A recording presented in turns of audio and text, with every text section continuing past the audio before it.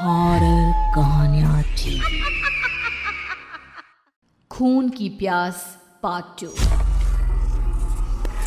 और उसके बाद वो जंगल एक बार फिर से सुमन की चीखों से गूंज उठा। लेकिन आज की रात सुमन की चीखों को सुनने वाला वहां पर कोई भी नहीं था। अगर वहां पर कोई मौजूद था तो बस हरिया, जो कि अब एक भेड़िए में बदल चुका था। सुमन के बालों को पकड़कर घसीटते हुए वो जंगल के बीचों बीच एक जगह पर ले जा रहा था। अगली सुबह गांव में। अरे भाई, पता नहीं क्या बात है, अपने गांव का हरिया किसान और उसकी पत्नी सुमन दोनों गायब हैं। दोनों का कोई अता पता नहीं। अरे कैसी बातें कर रहे हो भाई, ये कब हुआ है? अरे पूरे गांव में खबर फैली पड़ी है। कल रात को दोनों खेत की तरफ जा रहे थे, लेकिन लौटकर आए ही नहीं। तो हो सकता है अपने खेत पर होंगे। पूरा गांव ढूंढ कर आया है भाई। जानते हो क्या मिला वहां पर?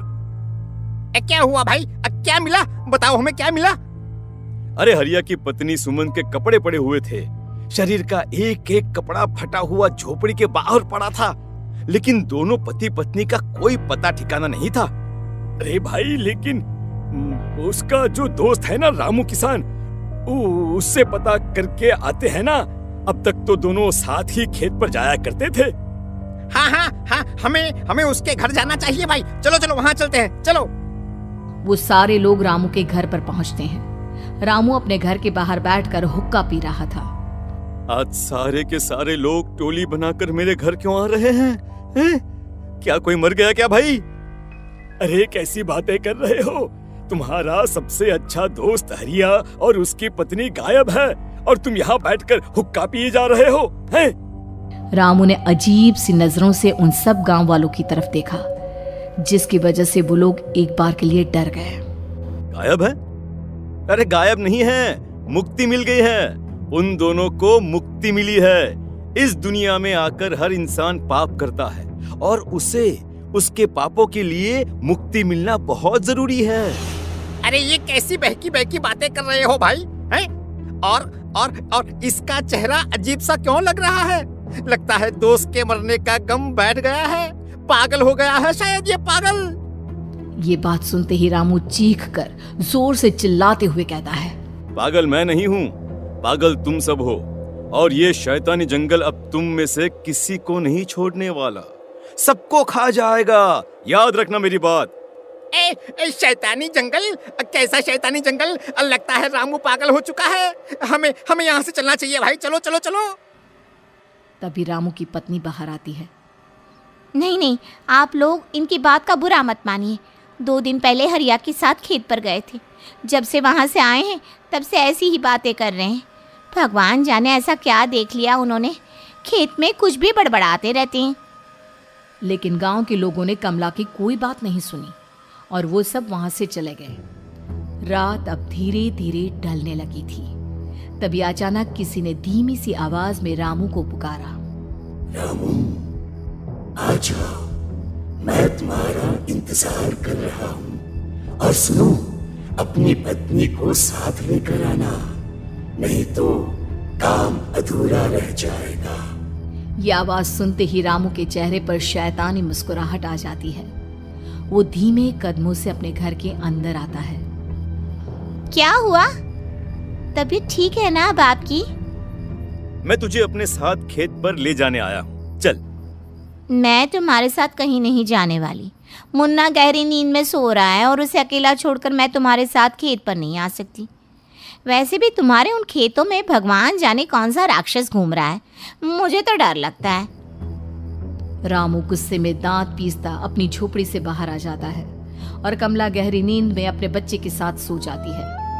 तभी अचानक रात को रामू की झोपड़ी के ऊपर एक साया वही गाना गुनगुनाते हुए घूमने लगता है जो हरिया के मोबाइल में बजा करता था। मैं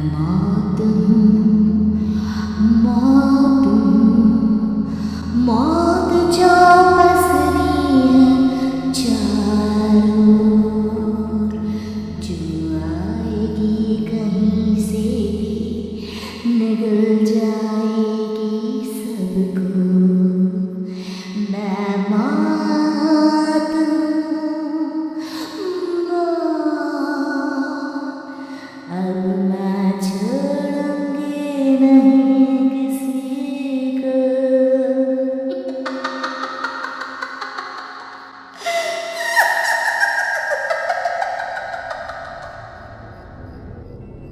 ये आवाज सुनकर रामू की पत्नी कमला की आंख खुलती है और वो देखती है कि उसका मुन्ना अपनी जगह से गायब था। कमला चीखते हुए बाहर दौड़ कर आती है। वहां पर उसने देखा कि रामू ने अपने बच्चे को झोपड़ी के बाहर एक पेड़ से उल्टा लटकाया हुआ था और उसका बच्चा चीख चीख कर रो रहा था। वहीं दूसरी तरफ एक साया बच्चे के ठीक नीचे आग जलाकर उसके चारों तरफ हैवानों की तरफ नाच रहा था। छोड़ दो मेरे बच्चे को। अरे क्या कर रहे हो तुम? शर्म नहीं आती तुम्हें? अपने ही बच्चे को इस तरह मौत के हवाले करते हुए। अपना बच्चा? किसने कहा ये मेरा बच्चा है? अरे ये तो उस रामू की औलाद है, इस गांव के किसान रामू की, और मेरी दुश्मनी इस गांव के हर इंसान के साथ है। क्या? कैसी बात कर रहे हो तुम? और ये औरत कौन है? ये मेरे बच्चे को खा जाएगी। तभी अचानक से उस साया ने एक बेहद खतरनाक दिखने वाली औरत का रूप ले लिया और उसकी आंखों से आग निकल रही थी। सही पहचाना तूने, मैं तेरे बच्चे को खा जाऊंगी। अगर तू अपनी इस हैवान पति रामू के साथ जंगल नहीं आई तो मैं तेरे बच्चे को खा जाऊंगी। लेकिन क्यों? आखिर क्या चाहती हो तुम मुझसे? मुझे जंगल क्यों ले जाना चाहती हो? औरत बुरी तरह से ठहाके मार मार कर जोर जोर से हंसने लगी और साथ में रामू भी। ये तो तुझे वहाँ चलने के बाद ही पता चलेगा ना। अगर तू नहीं आई तो थोड़ी देर में तेरा ये बच्चा आग में जलकर मर जाएगा। चल जल्दी। नहीं, मेरे बच्चे को छोड़ दो। तुम जहाँ कहोगे मैं तुम्हारे साथ चलने के लिए तैयार हूँ। और उसके बाद उस बच्चे को झोपड़ी में लिटाकर आगे आगे वो साया चल रहा था और उसके पीछे पीछे रामू अपनी पत्नी के बाल पकड़कर उसे घसीटते हुए जंगल की तरफ ले गया। जंगल में जाने के बाद, कितनी खूबसूरत हो तुम। आज की रात बस तुम और मैं एक दूसरे के साथ रहेंगे। मुझे तुमसे बहुत डर लग रहा है। तुम्हें क्या हो गया है? तुम तो बिल्कुल ठीक थे। वो होगा जो हमारे बीच होना चाहिए। तो आओ अपने आप को मेरे हवाले कर दो। कमला ने डर की वजह से अपनी दोनों आंखें कसकर बंद कर ली थी। रामू ने बुरी तरह से चीख कर कमला से कहा, आंखें खोलो अपनी और मेरी तरफ देखो। कमला ने जैसे ही अपनी आंखें खोली उसने देखा कि रामू एक खतरनाक खूनी हैवान में बदल चुका था। कौन हो तुम? जाने दो मुझे। क्या चाहते हो मुझसे? वही जो एक आदमी एक औरत से चाहता है। मैं तुम्हारा पति रामू नहीं, बल्कि इस जंगल का एक भेड़िया हूँ, और आज की रात तुम्हारे खून से अपनी प्यास बुझा जाऊं। और उसके बाद वो जंगल कमला की दर्दनाक चीखों से गूंज उठा। अगली सुबह कमला के कपड़े भी जंगल में उसी तरह पाए गए जैसे कि सुमन के पाए गए थे। इस घटना के बाद पूरे गांव में दहशत का माहौल था। अपने माँ बाप की मौत और गांव में हो रहे इस तरह की घटनाओं की खबर सुनकर किशन शहर से गांव लौट आया था। अपने माँ बाप की बेदर्द मौत की वजह से वो बहुत परेशान था। तभी अचानक उसे अपने घर में खाट के नीचे पड़ा हुआ वो मोबाइल फोन मिला जो उसने अपने पापा हरिया को गिफ्ट किया था। अरे कितने प्यार से पापा के लिए मोबाइल फोन लेकर आया था। इसे एक दिन भी काम में नहीं ले पाए। और आखिर कौन है जो गांव में इस तरह की हत्याएं कर रहा है? क्या है इन सब के पीछे? क्या है? मुझे पता करना ही होगा, वरना एक दिन पूरा का पूरा गांव खाली हो जाएगा। इस गांव में एक भी जिंदा इंसान नहीं बचेगा। गांव के लोगों की मदद करने के इरादे से किशन अपने गांव से दूर एक दूसरे गांव में बहुत बड़े तांत्रिक के पास मिलने के लिए गया। तांत्रिक बाबा, अब आप ही कुछ उपाय बता सकते हैं। भगवान जाने हमारे गांव को किसकी नजर लग गई है। नजर नहीं लगी है, किसी ने तुम्हारे गांव को बद्दुआ दी है। किसी सताई हुई आत्मा का प्रकोप है और अब वो पूरे गांव में किसी को नहीं छोड़ेगी जब तक उसकी आत्मा को शांति नहीं मिल जाती। अरे लेकिन ऐसा कौन है बाबा? किसकी आत्मा है और कैसे मिलेगी उसे शांति? मौत है मौत, कहीं से भी आएगी और सबको निगल जाएगी। इससे बचने का सिर्फ एक ही उपाय है, लेकिन उस उपाय को करना आसान नहीं होगा। जो भी उस उपाय को करने की कोशिश करेगा उसकी जान जा सकती है। भले ही मेरी जान चली जाए, लेकिन मैं अपने गांव के लोगों की जान बचाने की पूरी कोशिश करूंगा बाबा। तो ठीक है, फिर अगली अमावस की रात जैसा मैं कहता हूँ वैसा ही करना।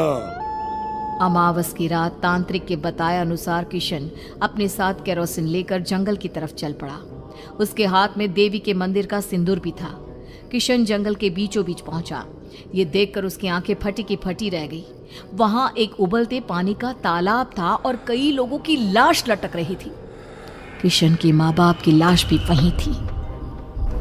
माँ, बापू, क्या हो गया? ये क्या हो गया? तभी वहां पर एक औरत और आदमी आते हैं। उन्हें देखकर किशन चौंक जाता है। गोपाल काका, आपकी तो 5 साल पहले मौत हो गई थी। और निर्मला काकी, आप? मौत तो हो गई थी, लेकिन तुम ये नहीं जानते कि हमारी मौत कैसे हुई थी। क्या कहना चाहते हैं आप? कुछ नहीं, बस ये जान लो कि अब इस गांव में कोई जिंदा नहीं बचेगा। लेकिन क्यों काकी? क्योंकि 5 साल पहले इन गांव वालों ने मुझे डायन बताकर पत्थर मार मार के मार डाला। मेरी कोई गलती नहीं थी। गांव का एक बच्चा क्या लापता हुआ, सारा इल्जाम मेरी पत्नी पे डाल दिया। और जब मैंने निर्मला की जान बचाने की कोशिश की तो मुझे भी मार डाला। आपके साथ ये बहुत गलत हुआ काकी, लेकिन आप जो कर रहे हैं वो भी सही नहीं है ना? तुम यहाँ से चले जाओ, वरना तुम भी नहीं बचोगे। हमारी आत्मा पिछले 5 साल से मुक्ति के लिए भटक रही है। चले जाओ यहाँ से। मौका देखकर किशन सिंदूर उन दोनों के ऊपर डाल देता है।